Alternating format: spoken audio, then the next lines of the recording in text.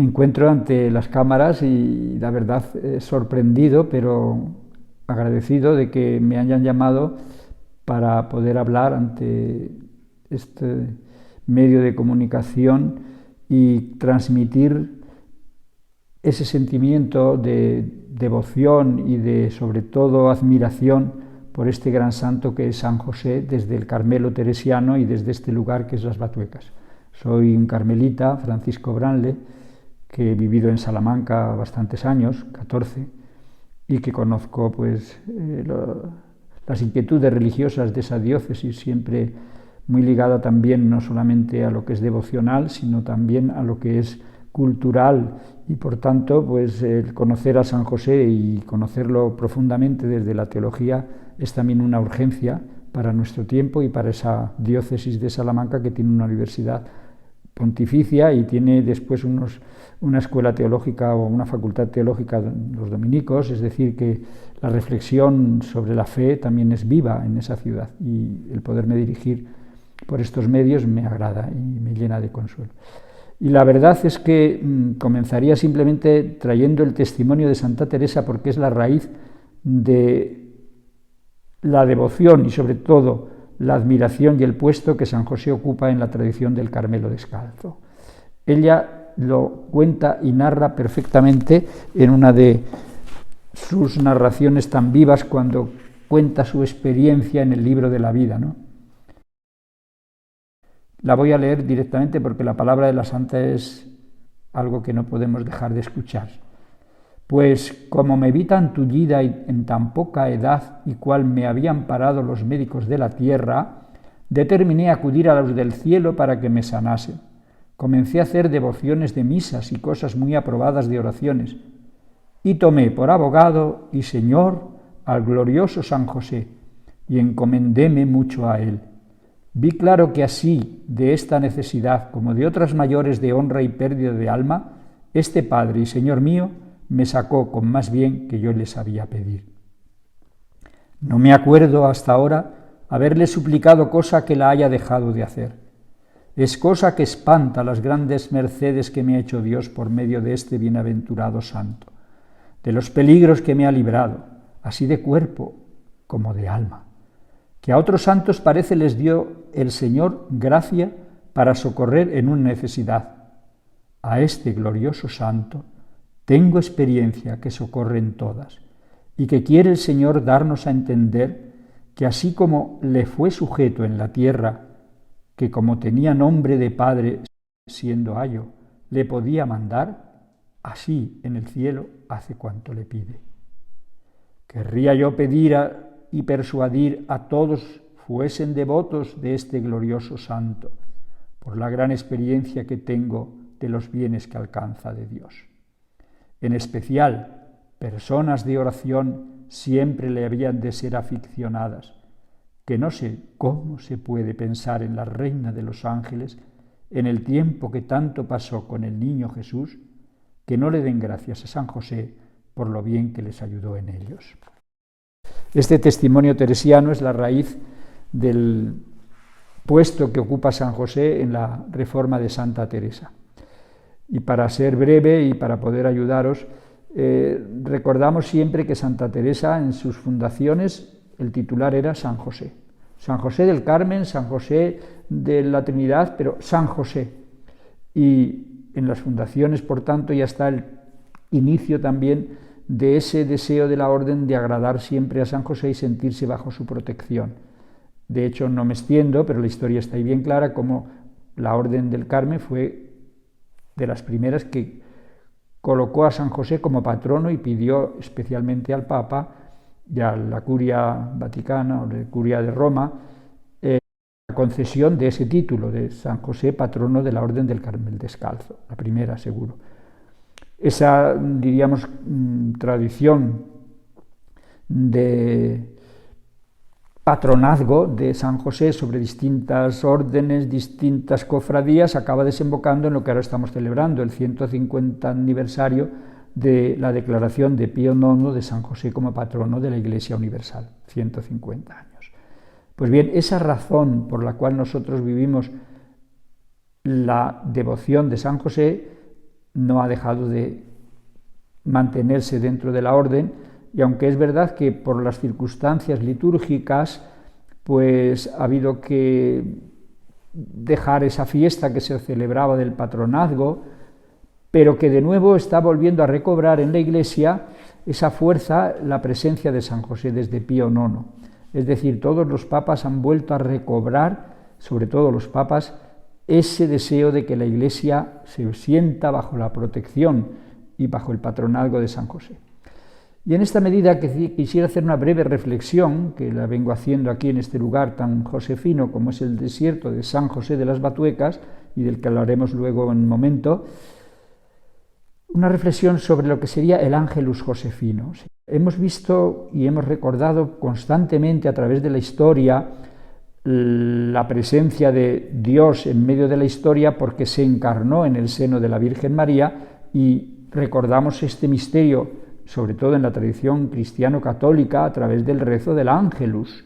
El Ángelus que se rezaba en la mañana, al mediodía y en la tarde era como el recuerdo de esa presencia de Dios que se ha encarnado y que vive y se hace presente siempre en medio de nosotros, y sobre todo a través del misterio de la encarnación. Pues bien, en esa reflexión que he querido hacer, leyendo el Ángelus a la luz también ahora de San José, he podido como descubrir que efectivamente en San Mateo, en el anuncio del ángel, está presente también ese misterio del Dios encarnado a través de San José. ¿Cómo? Pues sí, voy a hacerlo brevemente y en un minuto trataré de poner lo que se tendría que hablar en bastante tiempo, ¿no? Parece ser, según los expertos también traductores, que a veces una traducción puede matizar mucho las cosas, y en este caso concreto el anuncio del ángel a José no es para decirle que sí, que verdaderamente sepa que María ha concebido por el Espíritu Santo, sino que sabiéndolo, porque realmente su relación con María sería una relación profunda de conocimiento, porque eran dos personas entregadas a Dios, se abriría como ella desde la fe a ese misterio de la encarnación de Dios por obra del Espíritu. Pero el problema para José era: ¿qué puesto puedo tener yo ante ese misterio del Dios que va a crear una nueva humanidad que nace desde el Espíritu, que es la que tiene por cabeza a Jesús? Y en ese gran drama de San José estaba en la duda: ¿qué hago? ¿Vivo con María? ¿Me separo de ella? ¿Para qué? Y ahí es cuando recibe también la confirmación de su misión, que es lo que en la Iglesia no se ha valorado tanto, porque de alguna manera la Iglesia, que ha vivido en un contexto muy platónico, ha valorado la virginidad de María, pero la ha valorado desde el punto de vista platónico. El cuerpo era algo que había que renunciar a ello porque el alma y lo espiritual era lo que contaba. No, la encarnación de Dios está dando valor al cuerpo y a esta historia. Y por eso, en la entrada en la historia de Dios, también hay que tener en cuenta que el puesto de José fue singular. José fue el que entroncó a Jesús en toda la historia, porque por José, que es el varón, es por donde realmente el israelita se sentía miembro del pueblo de Dios. Y por eso tendríamos que venir a descubrir que ahora el puesto de José es clave. Tiene que entronizar en la historia de los hombres la cabeza de la nueva humanidad, que es Jesús.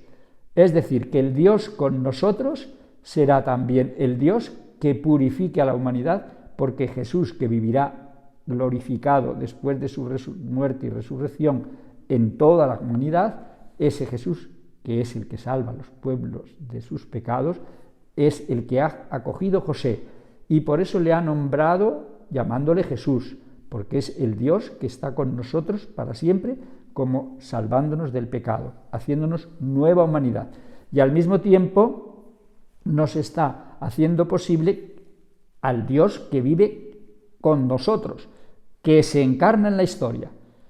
Bueno, pues esto lo digo simplemente para que caigamos en la cuenta de ello y para que tengamos presente entonces que el anuncio del ángel a José es esa presencia viva de el Dios que entra en la historia, no solo a través de un cuerpo, sino a través de una incardinación en toda la historia de salvación que viene por José. Y de ahí la importancia de José como Padre de Dios, porque realmente le introduce a Dios en la historia. Igual que María le introduce en la historia a través del cuerpo en el que se encarna, José le traduce a través de la historia en la que le mete. Y por eso, porque tengo que ser breve y no me detengo, entonces tenemos que caer en la cuenta que ese anuncio a José del ángel y las tradiciones que sigue manteniendo Mateo en las que aparece el ángel de Yahvé es, como diríamos, un paralelo con María, que está, diríamos, siempre inundada de la luz de Dios a través del Espíritu. San José es la presencia de Dios que había aparecido en el Antiguo Testamento, el ángel de Yahvé que se aparecía a Moisés es el que se hace presente a José, para que José, lo mismo que Moisés salvó al pueblo, salve a la nueva humanidad, introduciendo a Jesús, que es la cabeza de este nuevo pueblo de Dios, salvándolo de la tribulación o del pecado, como de alguna forma es lo que hace Jesús, pero que de alguna forma también simbólicamente José lleva a Egipto a Jesús para sacarlo de Egipto cuando de alguna forma llega el momento, y para después, de esa forma, hacer que Jesús sea para nosotros ese Dios salvador que a través de la historia nos alcanza y nos perdona. Por eso voy a hacer brevemente una cosita, que es deciros cómo podríamos también hacer presente a Dios que se encarna en María, y hacer presente a Dios que se hace historia por José. Entonces tendríamos que decir, también el ángel del Señor se hace presente en la vida de José. Y podríamos recitar un ángelus, que más o menos, para no perder el tiempo haciéndolo como de memoria, os lo leo, y de otra forma también os hago así conscientes de que Jesús tenemos también que llevar a considerarlo no solamente encarnado en un cuerpo, sino encarnado en una historia. Sería esta la fórmula que de alguna forma vendría a hacernos presente a Dios en la historia acudiendo a San José. Tendríamos que decir así: el ángel del Señor anunció a José, lo tenemos en los evangelios, y abrió a Dios las puertas de la historia. Obediente al querer de Dios, lo tenemos también en el texto de Mateo, constantemente hizo lo que el ángel le mandaba, que hiciste cuanto se te había mandado. Y finalmente la tercera invocación, y la palabra se hizo historia y habitó entre nosotros. Ese ángel, diríamos que se convierte en el ángel del ángelus, pues también lo tendríamos que hacer presente a través de José. El ángelus es la evocación del ángel, que es la presencia de Dios. A su vez, y en paralelo con el Ave María, también podríamos hacer una salutación angélica a José. Dios contigo, José, justo y bendito, hijo de David. Eso es lo que le está diciendo el ángel, ¿no? En Cristo bendecido, patriarca de la humanidad. Patriarca o patrono es lo mismo, que es lo que hemos confesado ya en la Iglesia ahora. Y ahora, Santo José, Padre de Dios, la advocación no la doy yo, la da también la Iglesia, que viene a nuestra historia, ruega por nosotros pecadores, ahora y en la hora de nuestra muerte. Este sería como el modo de hacer un ángelus josefino. Habría que desarrollarlo todo despacio para explicarlo, pero bueno, ya lo he dado brevemente. Con el texto, como os decía, de Mateo. Es volver a recuperar la revelación de Dios en sus fuentes, que es la Escritura, que es lo que el Concilio Vaticano ha estado promoviendo constantemente. O sea, no solamente elucubrar, como sucedió en el caso de María. Y que hay que volver siempre a las fuentes. Por eso la devoción mariana se ha enriquecido y se ha purificado en el concilio a través de esa visión de María dentro de la historia de la humanidad. Y se coloca a María en el capítulo 8 de la Iglesia, que es el misterio de la humanidad unida a Dios, el sacramento. Y por eso también se ha compuesto una oración preciosa, que es de la liturgia de la Iglesia, pero posterior al Vaticano, que dice así: Dios Todopoderoso, que confiaste los primeros misterios de la salvación de los hombres a la fiel custodia de San José, Dios que se hace historia, y por eso se le ha confiado a José esos primeros misterios, haz que por su intercesión como pedimos a María tantas cosas, pues igual ahora pedimos a José, por su intercesión la Iglesia los conserve fielmente y los lleve a plenitud en su misión salvadora. Bien, y solo quiero hacer una consideración final en este aspecto, para que de alguna forma, pues como digo, en los momentos que vivimos en este patrocinio de San José y en esta proclamación de San José de nuevo, recordando el 150 aniversario, ¿no?, con esa carta tan bonita del Papa Francisco, ¿no?, y las anteriores de los papas últimos, que son preciosas, la del San Juan Pablo II, ¿no? Bueno, pues solo una consideración muy breve, que pueda ayudar ya para ir un poco despertando la conciencia. Esta identificación de la Iglesia, como hemos leído en la oración que ha creado el Vaticano II, a través del Vaticano II ya se ha hecho una renovación de las oraciones de la liturgia y esta se ha creado para San José. Bueno, pues esta identificación de la Iglesia con la misión de San José, de hecho, no la hemos como visto aplicada en la devoción de los fieles, como se hace con la visión de María, ¿no? Por eso, esa intercesión mariana, que tantas veces se ha proclamado y se ha pedido, pues invoca a la Virgen te va a salvar, está muy bien, es verdadera. Pero hemos individualizado la visión de la salvación. O sea, parece que cada uno acude a María para que le salve a él. No, María también tiene una misión universal, es madre de la Iglesia y por tanto madre universal de todos los hombres y su misión es salvadora para todos.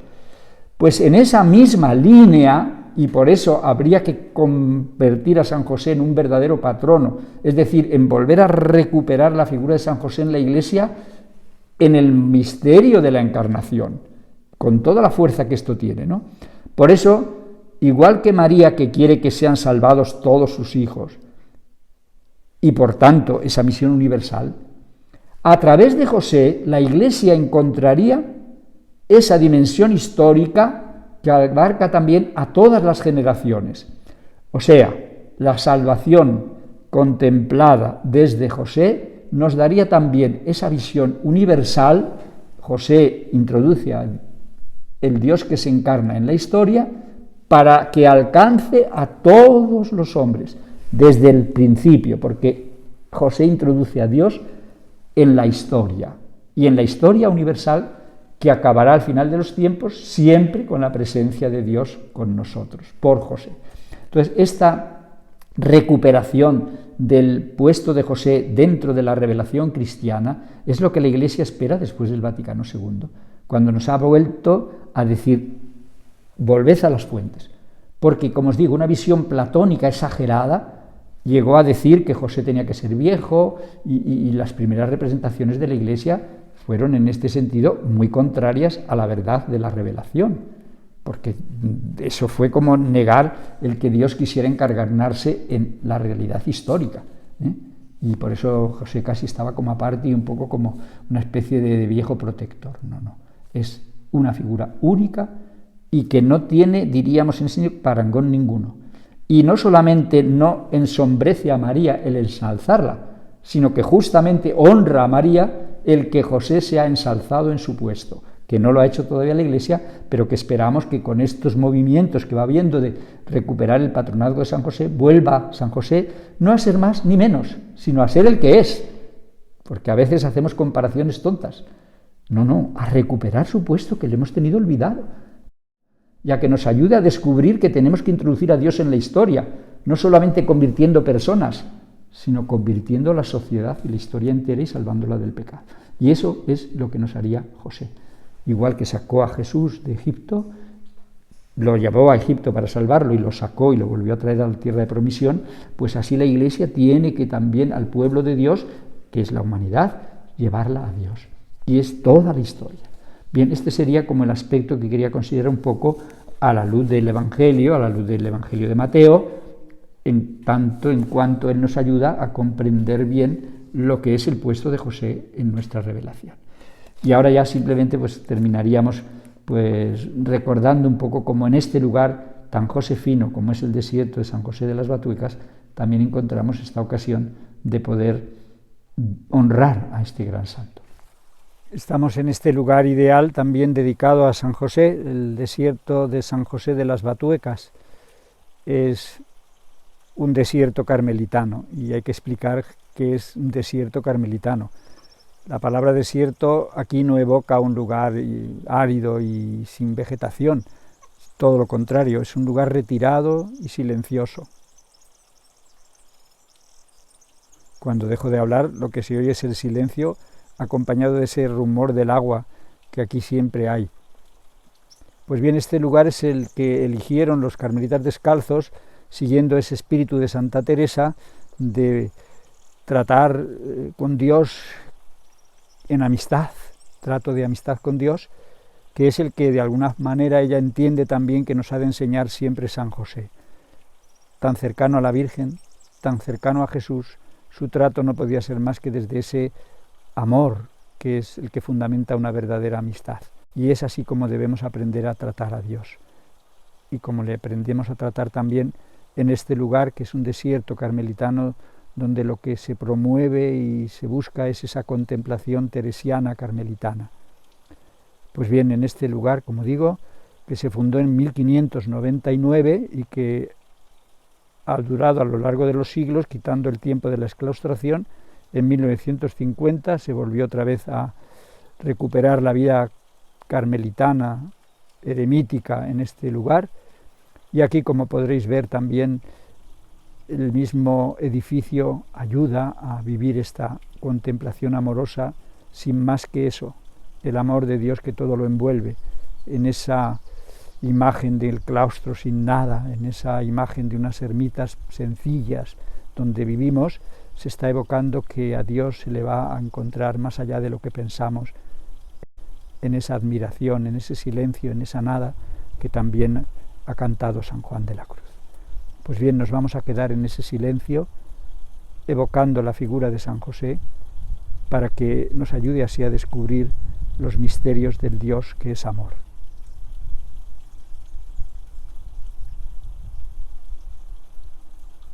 Esos misterios del Dios que es amor son los que descubrimos en la revelación cristiana y de los cuales es José un testigo tan fiel que le debemos volver a recuperar para poder, siendo como es patrón de la Iglesia universal, el que nos llene con sus bendiciones y nos aliente a vivir nuestra vida cristiana en profundidad.